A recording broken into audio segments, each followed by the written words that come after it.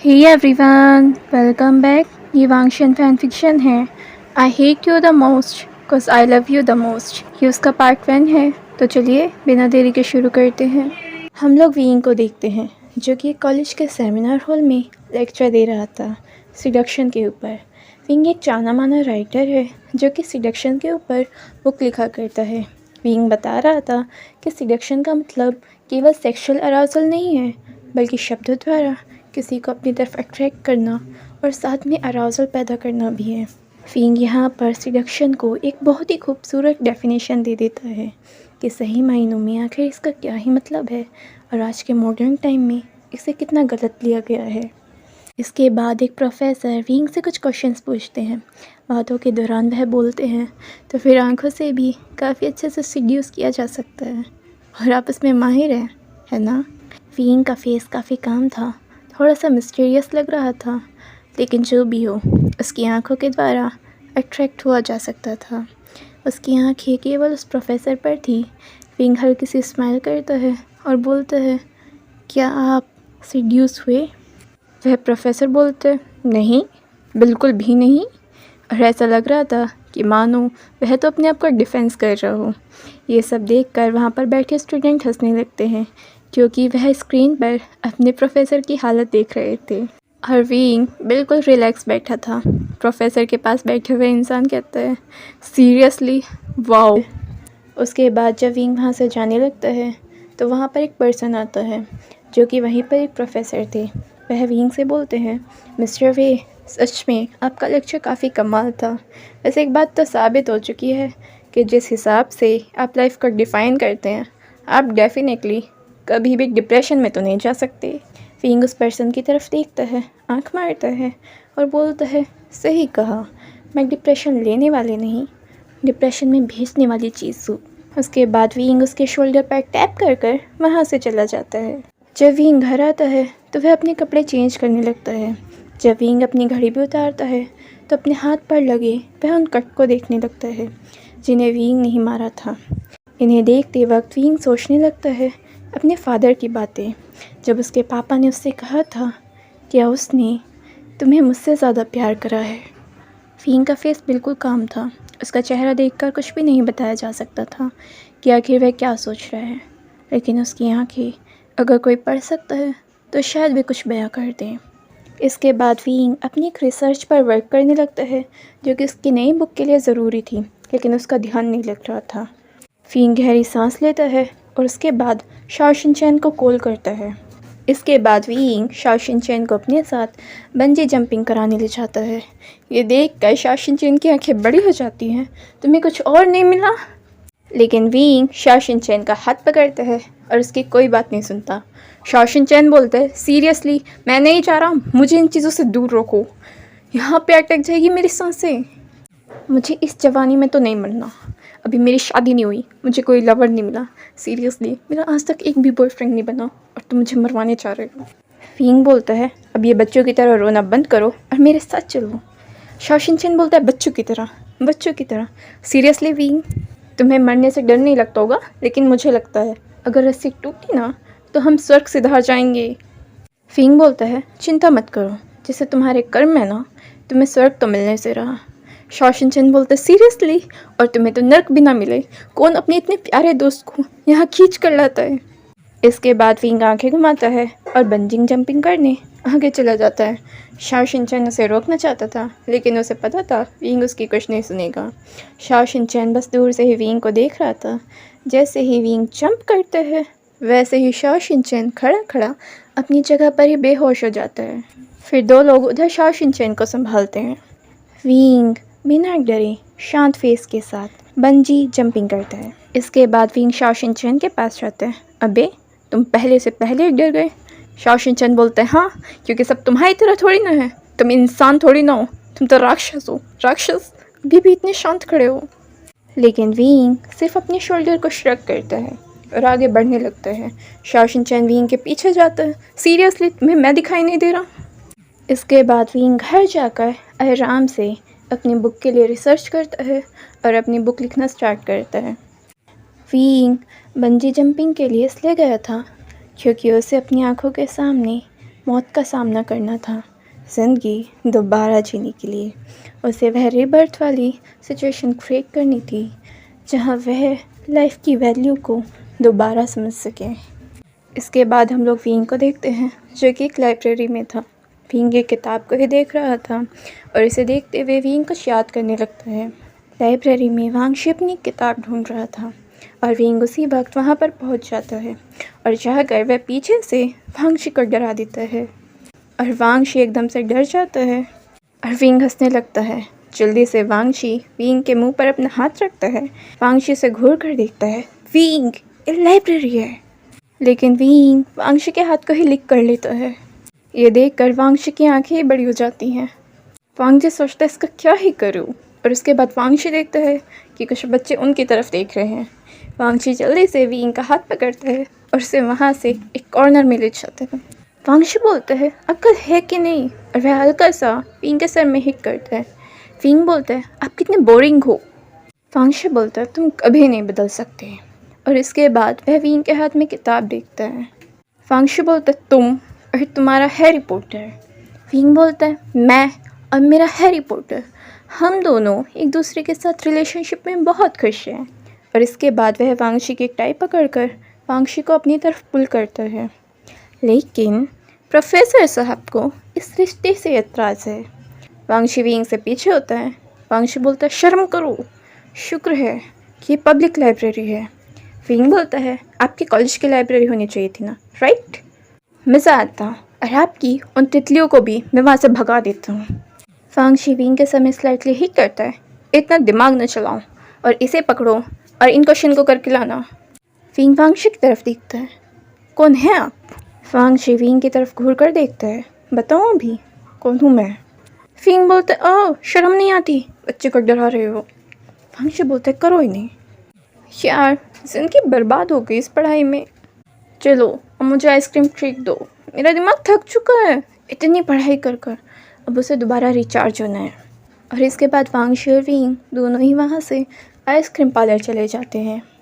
और इसके बाद हम लोग प्रेजेंट में आ जाते हैं जहाँ विंग किताब को देखकर इन्हीं सब चीज़ों को याद कर रहा था। और विंग बिना किसी किताब को लिए ही वहाँ से चला जाता है। विंग वांगशी के बारे में ही सोच रहा था। विंग बोलता है I hate you the most because I love you the most. इसके बाद विंग पार्क में खेलते हुए बच्चों को भी देखता है। शायद किसी का भी दिल बच्चों को देखकर पिघल जाए, लेकिन विंग खुद को सोच रहा था कि आखिर वह क्या ही फील कर रहे हैं।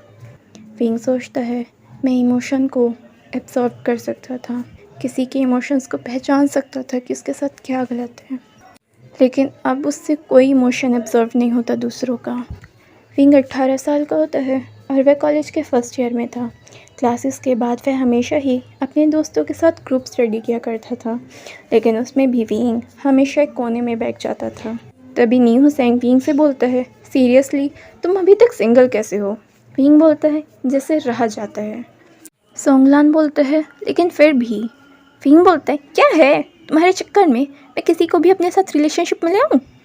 फेंचिंग बोलती है शांत विंग, हम तो बस ऐसे ही बोल रहे थे। विंग बोलता है हाँ क्योंकि तुम सबका दिमाग ख़राब हो चुका है। न्यूसेंग बोलता है लेकिन मैं तुम्हारी बात अपने फ्रेंड से करा सकता हूँ। विंग बोलता है बिल्कुल नहीं। न्यूसेंग बोलता है बिल्कुल हाँ। विंग अपनी किताब को साइड में रखता है। न्यूसेंग। विंग के बाकी दोस्त बोलते हैं ये मस्त आइडिया है। विंग बोलता है तुम पागल हो, मैंने कहा ना मुझे नहीं आना। वो सब बोलते हैं लेकिन तुम ट्राई कर सकते हो। विंग बोलता है पागल इंसान। उसके बाद नी हुसैन कुछ लड़कों की फ़ोटो दिखाने लगता है। मियानमिया बोलती है वाह ये सारे लड़के कितने ज़्यादा हैंडसम हैं। विंग बोलता है हाँ तुम चूज़ करो और ले जाओ।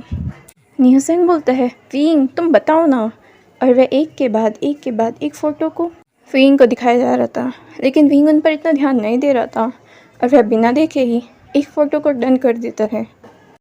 जब अगले दिन सुबह विंग की आँख खुलती है, सुबह को विंग को मैसेज आता है नी हुसैन की तरफ से, जिसमें उसने लिखा था कि उसने अपने फ्रेंड को विंग की इंस्टा आईडी दे दी है और वह उसे रिक्वेस्ट भेज देगा। ये सुनते ही विंग को समझ नहीं आता कि आखिर वह क्या करें, और विंग देखता है तो उसे सही में इंस्टा पे रिक्वेस्ट आई थी। जैसे ही विंग सुबह कॉलेज पहुंचता है वह सीधा नी हुसैन की तरफ जाता है। नी हुसैन, और नी हुसैन म्यांमार के पीछे छुप जाता है। फ़िंग बोलता है नी हुसैन बोलता है लड़का बहुत अच्छा है ये। फ़िंग बोलता है बहुत अच्छा, जो किसी को बिना जाने उसे रिक्वेस्ट भेज रहा है। नी हुसैन बोलता है नहीं, वो तुम्हें जानता है। फ़िंग बोलता है क्या? नी हुसैन बोलता है हाँ, उसने तुम्हें देखा है। फ़िंग बोलता है कब? नी हुसैन बोलता है मैंने तुम्हारी वीडियो लगाई थी स्टोरी पर, जिसमें तुम काफ़ी स्माइल कर रहे थे और क्यूट और सेक्सी एक साथ लग रहे थे। उस दिन वांशी मेरे साथ था और उसे नहीं बोला था कि तुम्हारी स्माइल कितनी ज़्यादा प्यारी है। मैंने बोला तो उससे कि मैं चाहूँ तो तुम्हारी बात करा सकता हूँ, लेकिन उसने मना कर दिया और इधर तुमसे बोला तो फिर तुम ऐसे थे। फ़िंग बोलता है नी हुसैन फिर भी। म्यांमा बोलती है बात कर लो ना। फ़िंग बोलता है बिल्कुल नहीं। और इसके बाद नी हुसैन खुश फ़िंग के कान वांगशी की बातों से पकाने लगता है। नी हुसैन बोलता है हे, तुम्हें पता है वांगशी ने वैसे मुझसे पूछा था कि तुम सिंगल हो। फ़िंग बोलता है पहले मुझे ये बता, ये बंदा कैसे सिंगल है? वह वांगशी की ही पिक देख रहा था। फ़िंग बोलता है ये और सिंगल, और इसे सच में कोई मिला नहीं। तुमने क्या बताया था? ये बीजिंग यूनिवर्सिटी में असिस्टेंट प्रोफेसर है और इस पर किसी ने लाइन मारी भी नहीं। वाह। नी हुसैन बोलता है यही तो मुझे भी हैरानी है कि आज तक सिंगल कैसे हैं, लेकिन कोई नहीं, उन्हें भी हैरानी है कि तुम सिंगल कैसे हो। फ़िंग सोचता है लॉन वांगशी ऑलरेडी अपने करियर में सेटल है और इतना हैंडसम भी है और उसकी बॉडी भी काफ़ी फिट है, तो मुझे क्यों पसंद करेगा? हो सकता है कि वो मुझे टाइम पास के लिए देख रहा हो, और यह चीज़ सोचकर वह कुछ भी एक्सपेक्ट नहीं करना चाहता। और फाइनली 1 महीने बाद वांगशी की तरफ से फ़िंग को हाय का मैसेज आता है और फ़िंग के दोस्तों की मेहरबानी की वजह से धीरे धीरे फ़िंग और वांगशी के बीच बातें स्टार्ट हो जाती है। शुरुआत में विंग थोड़ा सा हेजिटेट करता है और उसे वांगशी एकदम से थोड़ा कोल्ड लगता है, लेकिन फिर वह धीरे धीरे वांगशी को जानने लगता है कि वो कितना केयरिंग है। और वांगशी को विंग शुरू में थोड़ा सा शाय लगता है, लेकिन उसे फिर समझ में आता है कि पूरा शैतान है। फिर यहाँ पे धीरे धीरे विंग वांगशी को जानने लगता है। जब वांगशी से पहली बार हाथ पकड़ने के लिए पूछता है, जब विंग मूवी देखते वक्त वांगशी को कुछ बताते हुए रो पड़ता है, तो वांगशी उसे गले लगाकर उसे शांत करना चाहता था, लेकिन विंग नोटिस करता है कि किस तरह से वांगशी थोड़ा सा हेजिटेट कर रहे कि मानो अगर ये चीज़ विंग को पसंद नहीं आई हो, लेकिन कहीं ना कहीं ये चीज़ विंग को पसंद आ जाती है। और फिर धीरे धीरे वांगशी का विंग की छोटी से छोटी डिटेल्स को याद रखना, और धीरे धीरे वांगशी भी विंग के साथ अपनी लाइफ के वो पल जीता है जो शायद उसे कभी नहीं मिले थे, वो बचपने वाले, शरारते वाले। और कभी कभी विंग को देखकर वांगशी हैरान हो जाता है, क्या सच्ची में कोई इंसान ऐसा एग्जिस्ट भी कर सकता है? और विंग वांगशी को बोलता है तुम्हारे जैसा इंसान एग्जिस्ट कैसे कर सकता है? सारी बोरिंग चीज़ें तुम्हारे अंदर हैं। वांगशी इस दौरान विंग को बताता भी है कि वह एक असिस्टेंट प्रोफेसर है और वो पीएचडी करना चाहता है और उसका वो ड्रीम है। और इनकी धीरे धीरे ये बातें लगभग 1 साल तक चलती हैं। उनके फ्रेंड्स को तो यकीन था कि डेफिनेटली अब इनके बीच कुछ तो होगा, हालांकि ये चीज़ें थोड़ी सस्पेंस में थी। फ़िंग अपना कॉलेज की क्लासेस ख़त्म करने के बाद वांगशी की यूनिवर्सिटी पहुंच जाता। कभी वांगशी के केबिन में ही बैठ जाता, हालांकि कुछ स्टूडेंट इस चीज़ को देखकर थोड़ा हैरान भी होते थे। फ़िंग वांगशी के केबिन में ही बैठा होता है और वांगशी की तरफ देखता है। यहाँ के बच्चे कितने गंदे हैं, पूरे शक करते रहते हैं कि पता नहीं हम दोनों के बीच क्या है। ये सुनकर वांगशी अपने सर को हिलाता है और हंसने लगता है। फ़िंग बोलता है वैसे टीचर बहुत बढ़िया है यहाँ के, देखकर पूरा नज़रअंदाज, काम से काम मतलब रखना। वांगशी बोलता है अब मुंह बंद करो अपना, उठो और मेरे साथ आओ। फ़िंग भी अब अपनी क्लासेस के बाद वहीं यूनिवर्सिटी की लाइब्रेरी में बैठकर पढ़ने लगता और वांगशी भी अपने वर्क को वहीं पर फिनिश करता। लेकिन विंग से कहीं भी शांति से कहाँ बैठा जा सकता था, और इस चीज़ को वांगशी को संभालना पड़ता था। वांगशी महसूस करता है कि विंग काफ़ी ज़्यादा चेयरफुल है, लेकिन साथ में वह अपनी स्टडी का प्रेशर भी उतना ही लिया करता है। शायद थोड़ा सा प्रेशर उसकी फैमिली की तरफ से है।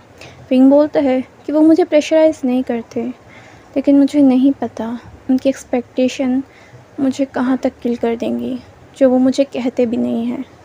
और वांगशी उसके स्ट्रेस को दूर करता था, और जब वह खुद स्ट्रेस हुआ करता था वह विंग को कॉल करता था, ताकि विंग की बातें सुनकर, विंग से बात कर कर वह थोड़ा शांत हो सके। और विंग में उतना ही ज़्यादा गुस्सा था और वह उतना ही जल्दी किलस जाया करता था, और फिर वांगशी को ही उसे मनाना पड़ता था। जिस प्रोफेसर से सारे स्टूडेंट डर जाएं, वो वांगशी फिंग से कहीं डर जाया करता था। फिंग वांगशी को देख रहे होते हैं, प्रोफेसर साहब आप मुझसे डरते हो क्या? वांगशी बोलता नहीं। फिंग बोलता सच में? वांगशी बोलता तुमसे डर नहीं लगता, लेकिन तुम्हारे गुस्से से लगता है।